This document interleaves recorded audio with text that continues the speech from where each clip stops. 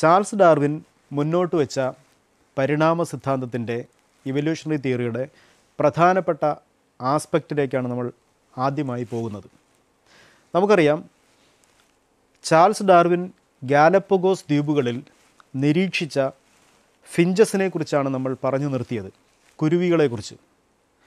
ആ ഫിഞ്ചസിൻ്റെ പ്രത്യേകതകൾ എന്തെല്ലാമായിരുന്നു? ആ ഫിഞ്ചസ് ഈ ചാൾസ് ഡാർവിൻ്റെ ശ്രദ്ധ ആകർഷിക്കത്തക്ക തരത്തിൽ എന്ത് സവിശേഷതകളാണ് പ്രകടിപ്പിച്ചത്? ഇതുമായി ബന്ധപ്പെട്ട ഒരു ചെറിയ വീഡിയോ നമുക്ക് കാണാം.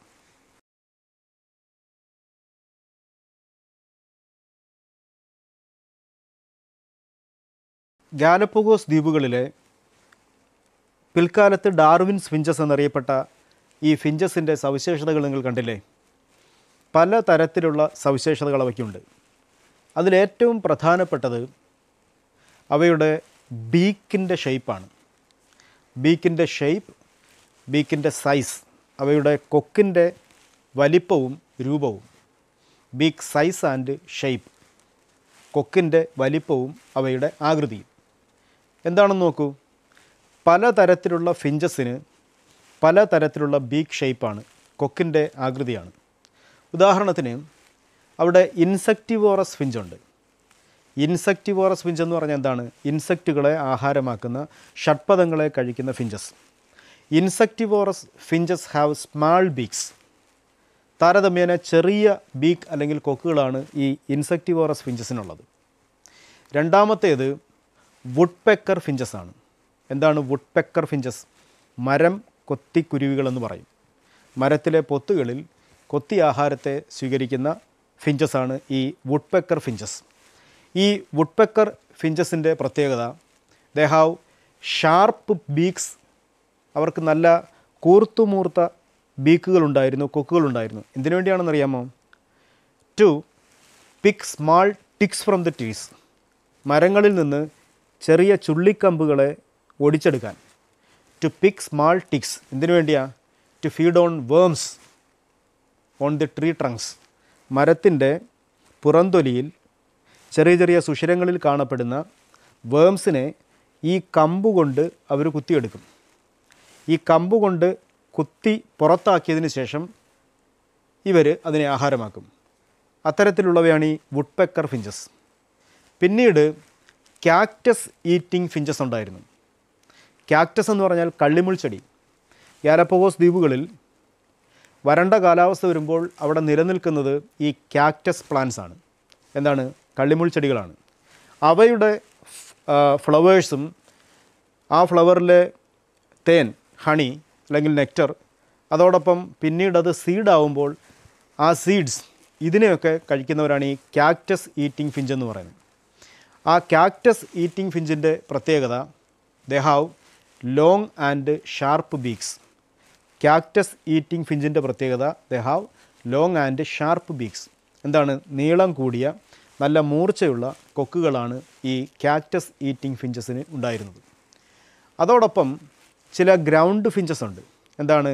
നിലത്ത് പറ്റി പറന്ന് നടക്കുന്ന കുരുവികൾ, ഗ്രൗണ്ട് ഫിഞ്ചസ്, നിലക്കുരുവികളെന്ന് പറയും. ഇവർക്ക് വലിയ ബീക്കുണ്ട്. എന്തിനാണെന്നറിയാമോ? ഈ സീഡ്സിനെ പൊട്ടിച്ച് അതിൽ നിന്ന് വിത്തെടുത്ത് കഴിക്കാൻ. അതേപോലെ തന്നെ മീഡിയം സൈസ്ഡ് ട്രീ ഫിഞ്ച് ഉണ്ടായിരുന്നു, ലാർജ് ട്രീ ഫിഞ്ചസ് ഉണ്ടായിരുന്നു.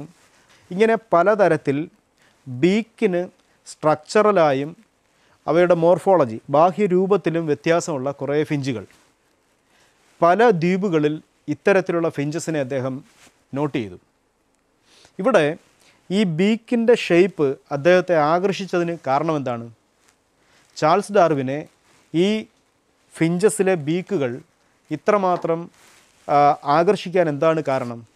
അദ്ദേഹം പ്രധാനമായും ആ ഒബ്സർവേഷനിലൂടെ എത്തിയൊരു ഇൻഫറൻസ് എന്ന് പറയുന്നത്, ഈ ബീക്കിൻ്റെ ചേഞ്ച് അല്ലെങ്കിൽ വേരിയേഷൻ, കൊക്കിനുണ്ടാകുന്ന വ്യത്യാസം, അതവയുടെ ഫീഡിംഗ് ഹാബിറ്റുമായി ബന്ധപ്പെട്ടിരിക്കുന്നു, ആഹാര സമ്പാദന രീതിയുമായി ബന്ധപ്പെട്ടിരിക്കുന്നു.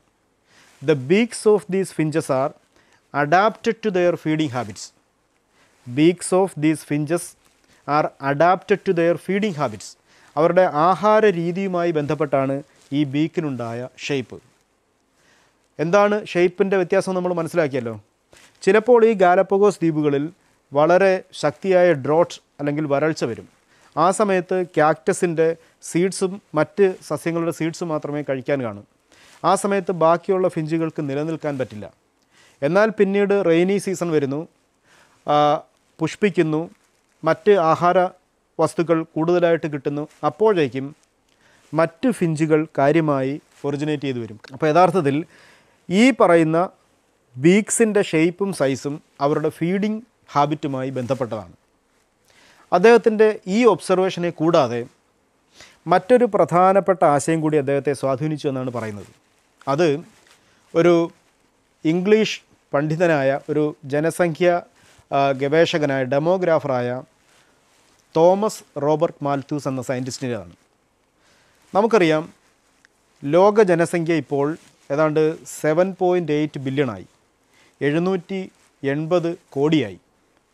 ഇത്രയും ആൾക്കാർ ഭൂമിയിൽ വസിക്കുന്നുണ്ട്. ഇവർക്ക് ആവശ്യമായ ആഹാരം അവർക്കാവശ്യമായ തരത്തിൽ ഉൽപ്പാദിപ്പിക്കപ്പെടുന്നുണ്ടോ എന്നുള്ളത് സംശയമാണ്. ഈ തോമസ് റോബർട്ട് മാൽത്തൂസും പറഞ്ഞതാണ്, rate of food production is not proportionate to the growth of population. Rate of food production is not proportionate to the growth of population. എന്താണ് അതിൻ്റെ അർത്ഥം? ആഹാരത്തിൻ്റെ ഉൽപ്പാദനം, ഭക്ഷ്യോൽപാദനം ജനസംഖ്യ വർദ്ധിക്കുന്നതിനനുസരിച്ച് ആനുപാതികമായല്ല സംഭവിക്കുന്നത്. ജനസംഖ്യ വളരെ പെട്ടെന്ന് കൂടിക്കൊണ്ടേയിരിക്കുന്നു, എന്നാൽ ആഹാരോൽപാദനം അതിനനുസരിച്ച് വർദ്ധിക്കുന്നില്ല. അങ്ങനെ വന്നാൽ എന്ത് സംഭവിക്കും? ഈ റോബർട്ട് മാൽത്യൂസ് പ്രൊപ്പോസ് ചെയ്തതാണ് സ്കേഴ്സിറ്റി ഓഫ് ഫുഡ്. ആഹാരത്തിൻ്റെ ദൗർലഭ്യം, ആഹാരമില്ലാതിരിക്കുന്ന അവസ്ഥ വിൽ ലീഡ് ടു ഡിസീസസ്. നമ്മൾ മാൽ ന്യൂട്രീഷൻ എന്ന് കേട്ടിട്ടില്ലേ, പോഷണ വൈകല്യം. അപ്പോൾ ആഹാരത്തിൻ്റെ കുറവ്, the scarcity of food will lead to diseases, രോഗങ്ങളുണ്ടാക്കും. മറ്റൊന്ന് സ്റ്റാർവേഷൻ, എന്താണ്? പട്ടിണി ഉണ്ടാക്കും. മറ്റൊന്ന് സ്ട്രഗിൾ ഫോർ എക്സിസ്റ്റൻസ്, നിലനിൽപ്പിന് വേണ്ടിയുള്ള സമരം ഉണ്ടാക്കും. ജീവിച്ചിരിക്കാൻ വേണ്ടിയുള്ള സമരം ഉണ്ടാക്കും, സ്ട്രഗിൾ ഫോർ എക്സിസ്റ്റൻസ്. അപ്പോൾ scarcity of food will lead to diseases, starvation and struggle for existence, നിലനിൽപ്പിന് വേണ്ടിയുള്ള സമരം ഉണ്ടാക്കും. ഇത് റോബർട്ട് മാൽത്തൂസ് പ്രൊപ്പോസ് ചെയ്യുകയും ഈ സിദ്ധാന്തം അല്ലെങ്കിൽ ഈ കൺസെപ്റ്റ് ചാൾസ് ഡാർവിൻ മനസ്സിലാക്കുകയും ചെയ്തു. അപ്പോൾ ഗാലപ്പഗോസ് ഐലൻഡ്സിലെ അദ്ദേഹത്തിൻ്റെ നിരീക്ഷണങ്ങളുടെയും ഈ മാൽത്തൂസിൻ്റെ ആശയങ്ങളെയും ഒരുമിപ്പിച്ച് ചേർത്താണ് അദ്ദേഹം തൻ്റെ പ്രശസ്തമായ പുസ്തകത്തിൽ ഈ ജീവിവർഗ ഉൽപ്പത്തിയെക്കുറിച്ച് പറയുന്നത്, ഒറിജിൻ ഓഫ് സ്പീഷീസിനെ കുറിച്ച് പറയുന്നത്. അതായത് ഒരു പ്രിമിറ്റീവ് സെല്ലിൽ നിന്ന് ഇന്ന് കാണപ്പെടുന്ന വളരെ വൈവിധ്യമാർന്ന ബയോഡൈവേഴ്സിറ്റി അല്ലെങ്കിൽ ജൈവ വൈവിധ്യം രൂപപ്പെട്ടതിന് പിന്നിൽ നടന്ന പ്രക്രിയകൾ എന്തെല്ലാമാണ് എന്ന് ചാൾസ് ഡാർവിൻ പ്രൊപ്പോസ് ചെയ്തു ഈ പുസ്തകത്തിലൂടെ. പുസ്തകം ഏതാണ്? Origin of species by means of natural selection, പ്രകൃതി നിർദ്ധാരണം എന്ന് പറയുന്ന ഒരു കൺസെപ്റ്റ്. എന്താണ് നമ്മൾ വിശദമായി പിന്നീട് പഠിക്കും. അപ്പോൾ ജീവിവർഗങ്ങളുടെ ഉൽപ്പത്തി നേച്ചറിൻ്റെ സെലക്ഷനിലൂടെ, പ്രകൃതിയുടെ നിർദ്ധാരണത്തിലൂടെ എന്ന് പേരായ ആ പുസ്തകത്തിൽ അദ്ദേഹം മുന്നോട്ട് വയ്ക്കുന്ന പ്രധാനപ്പെട്ട ആശയം ഈ ഗാലപ്പഗോസിലെ ഒബ്സർവേഷൻ്റെയും മാൽത്തൂസ് പോലുള്ള ആൾക്കാരുടെ പഠനങ്ങളുടെയും വെളിച്ചത്തിൽ ഉണ്ടായതാണ്. എന്താണ് ചാൾസ് ഡാർവിൻ്റെ പരിണാമ സിദ്ധാന്തത്തിലെ മുഖ്യ ആശയങ്ങൾ? നമുക്കൊന്ന് നോക്കാം. ചാൾസ് ഡാർവിൻ്റെ പരിണാമ സിദ്ധാന്തത്തെ ഡാർവിനിസം എന്ന് സൂചിപ്പിക്കാം. ഡാർവിനിസം, ചാൾസ് ഡാർവിൻ്റെ പരിണാമ സിദ്ധാന്തത്തെ നമുക്ക് ഡാർവിനിസം എന്ന് സൂചിപ്പിക്കാം. അതിലെ പ്രധാനപ്പെട്ട ആശയങ്ങളാണ് നിങ്ങളിവിടെ കാണുന്നത്. ഒന്നാമത്തെ എന്താണ്? ഓവർ പ്രൊഡക്ഷൻ, അമിതോൽപാദനം. ജീവികൾ നിലനിൽക്കാനാകുന്നതിലും കൂടുതൽ ജീവജാലങ്ങളെ ഉൽപ്പാദിപ്പിക്കുന്നുണ്ട്. പ്രത്യുൽപാദനത്തിലൂടെ പുതിയ തലമുറകളെ ഉൽപ്പാദിപ്പിക്കുന്നു. പലപ്പോഴും ജീവിച്ചിരിക്കാൻ സാധ്യത ഉള്ളതിലും കൂടുതൽ ജീവികളെ നമ്മുടെ ചുറ്റുപാടും എടുത്തു നോക്കിയാൽ മനസ്സിലാവും. ചില സാൽമൺ ഫിഷുകൾ എത്രയോ ആയിരങ്ങളോളം മുട്ടകളാണ് ഒരു സമയം പുറത്തേക്ക് വിടുന്നത്. പക്ഷേ ഇവയൊന്നും ഒന്നും ജീവിച്ചിരിക്കുകയില്ല. ഓരോ ജീവിയും ഭൂമിയിൽ ജീവിച്ചിരിക്കാൻ സാധ്യത ഉള്ളതിലും അധികം യങ്ങോൺസിനെ ഉൽപ്പാദിപ്പിക്കുന്നു. അങ്ങനെ ഉൽപ്പാദിപ്പിച്ചാലോ ദേ വിൽ കമ്പീറ്റ്, അവർ പരസ്പരം മത്സരിക്കും. എന്തിനു വേണ്ടിയാണ് മത്സരിക്കുന്നത്? They will compete for food. ആദ്യത്തെ ആവശ്യം ആഹാരമാണ്, ഫുഡിന് വേണ്ടി. രണ്ടാമത് സ്പേസ്, നിലനിൽക്കാനുള്ള സ്ഥലത്തിന് വേണ്ടി, വാസസ്ഥാനത്തിന് വേണ്ടി. പിന്നീട് മെയ്റ്റ്, ഇണകൾക്ക് വേണ്ടി. പുതിയ ജീവിവർഗത്തെ ഉൽപ്പാദിപ്പിക്കാനുള്ള ഇണകൾക്ക് വേണ്ടി. So they will compete for food, space and mates. ഈ മത്സരം നടക്കും. ഇങ്ങനെ വളരെ കൂടുതൽ ജീവജാലങ്ങളെ ഉൽപ്പാദിപ്പിക്കുന്ന സമയത്ത് ഓരോ ജനറേഷനിലും, ജനറേഷൻ ആഫ്റ്റർ ജനറേഷൻ, ഓരോ തലമുറകൾ കഴിഞ്ഞും ചില വേരിയേഷൻസ് ഈ ജീവജാലങ്ങളിലുണ്ടാവും, വ്യതിയാനങ്ങളുണ്ടാവും. ഇപ്പോൾ ഉദാഹരണം നമ്മുടെ കാര്യം തന്നെ എടുക്കാം. നമ്മുടെ അച്ഛൻ്റെയും അമ്മയുടെയും സവിശേഷതകൾ നമുക്കുണ്ട്. അതോടൊപ്പം തന്നെ ചില പ്രത്യേക മറ്റ് ചില സവിശേഷതകൾ നമുക്കുണ്ട്. അതാണ് നമ്മൾ 6-ാമത്തെ അധ്യായത്തിൽ പഠിച്ചത്, ഹെറിഡിറ്റി ആൻഡ് വേരിയേഷൻ, പാരമ്പര്യവും വ്യതിയാനങ്ങളും. അപ്പോൾ ഓരോ തലമുറ കഴിയും തോറും വേരിയേഷൻസ് അല്ലെങ്കിൽ വ്യതിയാനങ്ങൾ കണ്ടിന്യൂസ് ആയി ഉണ്ടാകുന്നുണ്ട്. ഈ വേരിയേഷൻസിനെ അദ്ദേഹം രണ്ടായി കണ്ടു. ഒന്ന്, അൺഫേവറബിൾ വേരിയേഷൻസ്, അനുഗുണമല്ലാത്ത, ഹിതകരമല്ലാത്ത വേരിയേഷൻസ്. രണ്ടാമത്തേത് ഫേവറബിൾ വേരിയേഷൻസ്, ഗുണകരമായ, അനുഗുണമായ വേരിയേഷൻസ്, വ്യതിയാനങ്ങൾ. ഇങ്ങനെ ജനറേഷൻ ആഫ്റ്റർ ജനറേഷനിൽ പുതിയ വേരിയേഷൻസ് അപ്പിയർ ചെയ്യുമ്പോൾ, പുതിയ വ്യതിയാനങ്ങൾ ഉണ്ടാകുമ്പോൾ, those variations may be unfavourable or favourable. Variations അല്ലെങ്കിൽ വ്യതിയാനങ്ങൾ അനുഗുണമായവയും അല്ലാത്തവയും ഉണ്ടാകാം. Those organisms with unfavourable variations will be perished. അതാണ് അദ്ദേഹത്തിൻ്റെ ആശയം. ചേഞ്ച്ഡ് എൻവയോൺമെൻറ്റിൽ ഫേവറബിൾ വേരിയേഷനുള്ള ജീവികൾ നിലനിൽക്കപ്പെടും. തന്നെയുമല്ല, ആ ഫേവറബിൾ വേരിയേഷൻ, അനുകൂലമായ ഈ വ്യതിയാനങ്ങൾ നെക്സ്റ്റ് ജനറേഷനിലൂടെ കൈമാറ്റം ചെയ്യുകയും ചെയ്യും. അങ്ങനെ കൈമാറ്റം ചെയ്താൽ അതിനെ നമുക്ക് മറ്റു രീതിയിൽ പരിഗണിക്കാം. എൻവയോൺമെൻറ്റിലെ മാറ്റങ്ങൾക്കനുസരിച്ചാണല്ലോ വേരിയേഷൻസ് ഉണ്ടാകുന്നത്. ആ എൻവയോൺമെൻറ്റിൽ വേരിയേഷൻസ് ഉണ്ടാക്കുന്നത് നേച്ചറാണ്. നേച്ചർ വേരിയേഷൻസ് ഉണ്ടാക്കി നിൽക്കുകയാണ്. ഇതിൽ നിലനിൽക്കാൻ ജീവികൾക്ക് അനുഗുണമായ വേരിയേഷൻസ് ഉണ്ടാവണം. അങ്ങനെയുള്ളവർ ഇവിടെ നിന്നാൽ മതി, അല്ലാത്തവർ നശിച്ചു പോകപ്പെടും എന്ന് പ്രഖ്യാപിച്ചുകൊണ്ട് നേച്ചർ ഇങ്ങനെ നിൽക്കുകയാണ്. അപ്പോൾ യഥാർത്ഥത്തിൽ ഇതൊരു പരീക്ഷണമാണ്. നേച്ചേഴ്സ് ടെസ്റ്റ്, ഒരു നേച്ചേഴ്സ് ടെസ്റ്റ്, നേച്ചറിൻ്റെ പരീക്ഷണമാണിത്. നമ്മൾ പറയും ആ ടെസ്റ്റിലൂടെ nature selects those organisms which are fit, അല്ലേ? ആ എൻവയോൺമെൻറ്റിൽ ജീവിക്കാൻ അനുയോജ്യമായ ജീവികളെ തിരഞ്ഞെടുക്കുന്നത് പ്രകൃതിയാണ്. So there is nature's selection, പ്രകൃതിയുടെ തിരഞ്ഞെടുപ്പ് അവിടെ വരുന്നു. അതാണ് നമ്മൾ നാച്ചുറൽ സെലക്ഷൻ എന്ന് പറയുന്നത്, പ്രകൃതി നിർദ്ധാരണം, നേച്ചേഴ്സ് സെലക്ഷൻ, പ്രകൃതിയുടെ തിരഞ്ഞെടുപ്പ്. അപ്പോൾ ഫേവറബിൾ വേരിയേഷനുള്ള ജീവികൾ ഈ നേച്ചറിൻ്റെ സെലക്ഷനിൽ നിലനിൽക്കപ്പെടും. നാച്ചുറൽ സെലക്ഷൻ ആക്ട്സ് ദെയർ, പ്രകൃതിയുടെ നിർദ്ധാരണം അവിടെ പ്രവർത്തിക്കും. അതിൻ്റെ ഫലമായി those organisms with favourable variations will survive. Those organisms with favourable variations will survive, ആ പരിസ്ഥിതിയിൽ നിലനിൽക്കും. ഇനിയോ, favourable variations are transferred to next generation. ഗുണകരമായ, അനുഗുണമായ വ്യതിയാനങ്ങൾ അടുത്ത തലമുറയിലേക്ക് കൈമാറ്റം ചെയ്യും. അങ്ങനെ തലമുറകളിൽ നിന്ന് തലമുറകളായി ഗുണകരമായ വ്യതിയാനങ്ങൾ കൈമാറ്റം ചെയ്യപ്പെടുമ്പോൾ കാലക്രമേണ, ചിലപ്പോൾ ദശലക്ഷക്കണക്കിന് വർഷങ്ങളെടുത്തേക്കാം, കാലക്രമേണ due to accumulation of these variations, ഈ വ്യതിയാനങ്ങളുടെ കൂടിച്ചേരൽ വഴി, ജനറേഷൻ ആഫ്റ്റർ ജനറേഷനിലൂടെ ഈ വ്യതിയാനങ്ങളുടെ കൂടിച്ചേരൽ വഴി new species will be formed, പുതിയ ജീവജാതികൾ രൂപപ്പെടും. അപ്പോൾ ഓവർ പ്രൊഡക്ഷനുണ്ട്. ആ ഓവർ പ്രൊഡക്ഷനിലൂടെ ഒരുപാട് യങ്ങോൺസ് ഉണ്ടാകുന്നുണ്ട്, ജീവജാലങ്ങൾ, സന്താനങ്ങൾ ഉണ്ടാകുന്നുണ്ട്. ആ യങ്ങോൺസിൽ ചിലപ്പോൾ അൺഫേവറബിൾ വേരിയേഷൻസും ഫേവറബിൾ വേരിയേഷൻസും കാണാം, ഗുണകരമായ വ്യതിയാനങ്ങളും അല്ലാത്തവയും കാണാം. ഫേവറബിൾ വേരിയേഷനുള്ള ആൾക്കാർ മാത്രം നിലനിൽക്കും, ജീവികൾ മാത്രം നിലനിൽക്കും. അൺഫേവറബിൾ വേരിയേഷൻ, അനുഗുണമല്ലാത്ത വേരിയേഷൻസ് ഉള്ളവ പെരിഷ് ചെയ്യപ്പെടും, ഇല്ലാതാക്കപ്പെടും, നശിപ്പിക്കപ്പെടും. തിരിച്ച് ഫേവറബിൾ വേരിയേഷൻ ഉള്ളയാളിൽ നേച്ചേഴ്സ് സെലക്ഷൻ പ്രൊസീജിയർ വർക്ക് ചെയ്യും, നേച്ചർ സെലക്ട് ചെയ്യും. അങ്ങനെ നേച്ചർ സെലക്ട് ചെയ്യുന്ന ജീവികൾ മാത്രം സർവൈവ് ചെയ്യും, നിലനിൽക്കും. ഇങ്ങനെ നിലനിൽക്കപ്പെടുന്ന ജീവികൾ അവരുടെ ഫേവറബിൾ വേരിയേഷൻസിനെ അടുത്ത തലമുറകളിലേക്ക് കൈമാറ്റം ചെയ്യും. Inheritance of these favourable variations. അവസാനം due to the accumulation of these variations generation after generation, തലമുറകൾ കഴിഞ്ഞ് ഈ വ്യതിയാനങ്ങൾ കുമിഞ്ഞുകൂടുന്നതിലൂടെ new species will be formed, പുതിയ ജീവജാതികളായി മാറും. ഇതാണ് ചാൾസ് ഡാർവിൻ പറഞ്ഞ നാച്ചുറൽ സെലക്ഷൻ തിയറി അല്ലെങ്കിൽ Darwinism. Natural selection theory or Darwinism, പ്രകൃതി നിർദ്ധാരണ സിദ്ധാന്തം അല്ലെങ്കിൽ ഡാർവിനിസം. അപ്പോൾ ചാൾസ് ഡാർവിൻ മുന്നോട്ട് വെച്ച പരിണാമ സിദ്ധാന്തത്തിൻ്റെ പേരാണ് ഡാർവിനിസം അല്ലെങ്കിൽ നാച്ചുറൽ സെലക്ഷൻ തിയറി, ഡാർവിനിസം അല്ലെങ്കിൽ പ്രകൃതി നിർദ്ധാരണ സിദ്ധാന്തം. അപ്പോൾ ഇതിലെ പ്രധാനപ്പെട്ട ഘട്ടങ്ങൾ നമ്മൾ മനസ്സിലാക്കി. ഇതുമായി ബന്ധപ്പെട്ട് ഒരു ഫ്ലോ ചാർട്ട് നിങ്ങൾക്ക് പ്രിപ്പയർ ചെയ്യാം. What are the major points in Darwinism or natural selection theory? പ്രകൃതി നിർദ്ധാരണ സിദ്ധാന്തത്തിലെ പ്രധാനപ്പെട്ട ആശയങ്ങൾ കൂട്ടിച്ചേർത്ത് ഒരു ഫ്ലോ ചാർട്ട് നിർമ്മിക്കുക.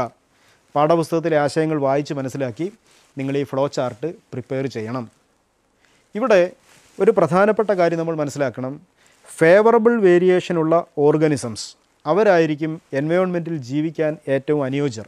അതുകൊണ്ട് അതിനെ സർവൈവൽ ഓഫ് ദി ഫിറ്റസ്റ്റ് എന്ന് പറയും. എന്താണ്? അനുയോജ്യരുടെ അതിജീവിക്കൽ, സർവൈവൽ ഓഫ് ദി ഫിറ്റസ്റ്റ്. അപ്പോൾ നേച്ചർ ഒരുക്കുന്ന ഈ ഒരു പരീക്ഷണത്തിൽ ഫേവറബിൾ വേരിയേഷനുള്ള ഓർഗാനിസംസ് മാത്രമേ നിലനിൽക്കൂ എന്ന് പറയുന്ന നാച്ചുറൽ സെലക്ഷൻ തിയറിയുടെ പ്രധാനപ്പെട്ട പോയിൻറ്റുകൾ ഇവയാണ്. ഒരു പ്രധാനപ്പെട്ട കാര്യം കൂടി പറയട്ടെ. ഈ ചാൾസ് ഡാർവിൻ ഈ ഒറിജിൻ ഓഫ് സ്പീഷീസുമായി ബന്ധപ്പെട്ട്, ഒറിജിൻ ഓഫ് ബയോഡൈവേഴ്സിറ്റിയുമായി ബന്ധപ്പെട്ട് ഇങ്ങനെ വളരെ സയൻറ്റിഫിക്കായ ഒബ്സർവേഷൻസ് നടത്തിയെങ്കിലും അദ്ദേഹത്തിന് ഒരു കാര്യം പ്രത്യേകിച്ച് വിശദീകരിക്കാൻ കഴിഞ്ഞില്ല എന്നാണ് ശാസ്ത്രലോകം പറയുന്നത്. അതെന്താണ്? ഇപ്പോൾ ഈ ബീക്സിനുണ്ടാവുന്ന, ഫിഞ്ചസിൻ്റെ ബീക്സിനുണ്ടാവുന്ന വേരിയേഷൻസിനെ കുറിച്ച് അദ്ദേഹം പറഞ്ഞു. വേരിയേഷൻസ് തന്നെ ഫേവറബിൾ ആവാം, അൺഫേവറബിൾ ആവാം, ഗുണപ്രദമാകാം, അല്ലാത്തവയാകാം എന്ന് പറഞ്ഞു. ഈ വ്യതിയാനങ്ങൾ അല്ലെങ്കിൽ വേരിയേഷൻസ് തലമുറകളിലൂടെ കൈമാറ്റം ചെയ്യപ്പെടുമെന്ന് പറഞ്ഞു. പക്ഷേ അദ്ദേഹത്തിന് വേരിയേഷനെ ഉണ്ടാക്കുന്ന സാഹചര്യങ്ങളെക്കുറിച്ച് തിരിച്ചറിയാൻ കഴിഞ്ഞില്ല.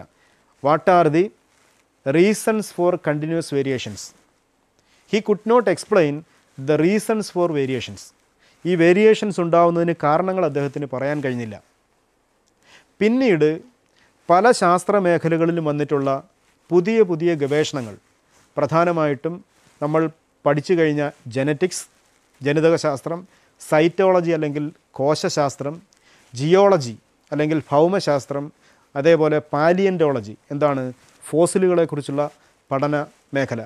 അപ്പോൾ ഇത്തരത്തിൽ ജനറ്റിക്സ് അല്ലെങ്കിൽ ജനിതകശാസ്ത്രം, സൈറ്റോളജി അല്ലെങ്കിൽ കോശശാസ്ത്രം, കോശവിജ്ഞാനീയം, അതോടൊപ്പം ജിയോളജി അല്ലെങ്കിൽ ഭൗമശാസ്ത്രം, ഫോസിൽ പഠനശാസ്ത്രം അല്ലെങ്കിൽ പാലിയൻറ്റോളജി, ഇങ്ങനെ വിവിധ മേഖലകളിൽ കാലക്രമേണ വന്നിട്ടുള്ള ഗവേഷണങ്ങളുടെ അടിസ്ഥാനത്തിൽ ഈ ചാൾസ് ഡാർവിന് പറയാൻ കഴിയാതിരുന്ന reasons of variations, reasons for variations അതുകൂടി കൂട്ടിച്ചേർക്കപ്പെട്ടു. വ്യതിയാനങ്ങൾക്ക് കാരണം കൂടി ഈ ഗവേഷണങ്ങളുടെ അടിസ്ഥാനത്തിൽ കൂട്ടിച്ചേർക്കപ്പെടുകയും അങ്ങനെ കൂട്ടിച്ചേർക്കപ്പെട്ടതിന് ശേഷം ഡാർവിനിസം നിയോ ഡാർവിനിസം എന്ന പേരിൽ അറിയപ്പെടുകയും ചെയ്യുന്നു. അപ്പോൾ ഡാർവിനിസം മാത്രമല്ല, അദ്ദേഹത്തിന് ശേഷം പിൽക്കാല ഗവേഷണങ്ങൾ, ആ ഗവേഷണങ്ങൾ പ്രധാനമായും ഫോക്കസ് ചെയ്തത് ജീൻസിൻ്റെയും ക്രോമസോമിൻ്റെയും സ്ട്രക്ചറിലാണ്. ചാൾസ് ഡാർവിൻ ജീവിച്ചിരുന്ന സമയത്ത് ജീൻസ് എന്താണെന്നോ ക്രോമസോം എന്താണെന്നോ കണ്ടുപിടിക്കപ്പെട്ടിരുന്നില്ല. അപ്പോൾ പിൽക്കാല ഗവേഷണത്തിൽ ജീനുകളാണ് ക്യാരക്ടേഴ്സിനെ കൺട്രോൾ ചെയ്യുന്നതെന്നും ജീനുകളാണ് ജനറേഷൻ ആഫ്റ്റർ ജനറേഷനിലേക്ക് ക്യാരക്ടേഴ്സിനെ കൈമാറുന്നതെന്നും അതിന് സഹായിക്കുന്ന ഇരിപ്പിടങ്ങളാണ് ക്രോമസോമുകൾ എന്നും ഒക്കെ കണ്ടുപിടിച്ചതിൻ്റെ അടിസ്ഥാനത്തിൽ പിൽക്കാല ഗവേഷണങ്ങളുടെ ഫലങ്ങൾ കൂടി കൂട്ടിച്ചേർത്താണ് നിയോ ഡാർവിനിസം എന്ന ഒരു സിദ്ധാന്തം കൂടി മുന്നോട്ട് വയ്ക്കപ്പെട്ടത്. യഥാർത്ഥത്തിൽ ഡാർവിനിസത്തിൻ്റെ ഒരു റിവിഷനാണ് ഈ നിയോ ഡാർവിനിസം. അപ്പോൾ ഇതുമായി ബന്ധപ്പെട്ട് ഒരു കുറിപ്പ് കൂടി നിങ്ങൾ തയ്യാറാക്കണം. Prepare a note on neo Darwinism. Prepare a note on neo Darwinism. Neo ഡാർവിനിസവുമായി ബന്ധപ്പെട്ട ഒരു ലഘുക്കുറിപ്പ് തയ്യാറാക്കുക. മൂന്നാമത്തെ ഒരു ഇവല്യൂഷണറി തിയറി ഉണ്ട്. മൂന്നാമത്തെ ഈ ഇവല്യൂഷണറി തിയറി മ്യൂട്ടേഷൻ തിയറി എന്നാണ് അറിയപ്പെടുന്നത്. ഉൽപ്പരിവർത്തന സിദ്ധാന്തം. മ്യൂട്ടേഷൻ എന്ന വാക്ക് നമ്മൾ 6-ാമത്തെ അധ്യായത്തിൽ പഠിച്ചു. മ്യൂട്ടേഷൻ അല്ലെങ്കിൽ ഉൽപ്പരിവർത്തനം എന്താണിത്? സഡൻ ചേഞ്ചസ് ഇൻ ജീൻസ്, ജീനുകളുടെ ഘടനയിൽ ഉണ്ടാകുന്ന പെട്ടെന്നുള്ള വ്യത്യാസം.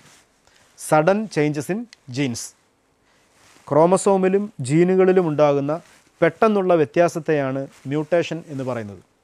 Mutations will cause variations. നമ്മൾ ആ ജെനറ്റിക്സിൽ അത് പഠിച്ചു. വ്യതിയാനങ്ങൾ ഉണ്ടാവുന്നതിന് കാരണം ജീനുകളിലുണ്ടാവുന്ന മ്യൂട്ടേഷനാണ്. ഈ ശാസ്ത്ര തത്വത്തിനെ അടിസ്ഥാനപ്പെടുത്തി ഹ്യൂഗോ ഡീവ്രിസ് എന്നു പേരായ ഒരു ശാസ്ത്രജ്ഞൻ, ഹ്യൂഗോ ഡീവ്രിസ്, അദ്ദേഹം മുന്നോട്ട് വെച്ച ഇവല്യൂഷണറി തിയറിയാണ് മ്യൂട്ടേഷൻ തിയറി. എന്താണിത് പറയുന്നത്? അദ്ദേഹം പറയുന്നത് mutations will cause variations and these variations results in evolution. Mutations വ്യതിയാനങ്ങളെ ഉണ്ടാക്കും. ജീനുകളിലും ക്രോമസോമുകളിലും ഉണ്ടാകുന്ന മാറ്റങ്ങൾ, സഡൻ ഹെറിറ്റബിൾ ചേഞ്ച്, പെട്ടെന്നുണ്ടാകുന്ന പാരമ്പര്യമായി കൈമാറ്റം ചെയ്യപ്പെടാനിടയുള്ള changes, those mutations will cause variations. അത്തരത്തിലുള്ള മ്യൂട്ടേഷൻസ് അല്ലെങ്കിൽ ഉൽപ്പരിവർത്തനങ്ങൾ ജീവികളിൽ വ്യതിയാനങ്ങൾ ഉണ്ടാക്കും. And those variations will cause the origin of new species. ഈ വേരിയേഷൻസ് പുതിയ ജീവജാതികളുടെ രൂപപ്പെടലിലേക്ക് നയിക്കും. അപ്പോൾ the theory was formulated by the Dutch scientist Hugo de Vries.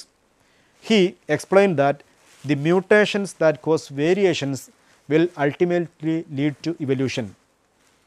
Variations ഉണ്ടാക്കുന്ന മ്യൂട്ടേഷൻസ് അത് ആത്യന്തികമായി ഇവല്യൂഷനിലേക്ക് നയിക്കും.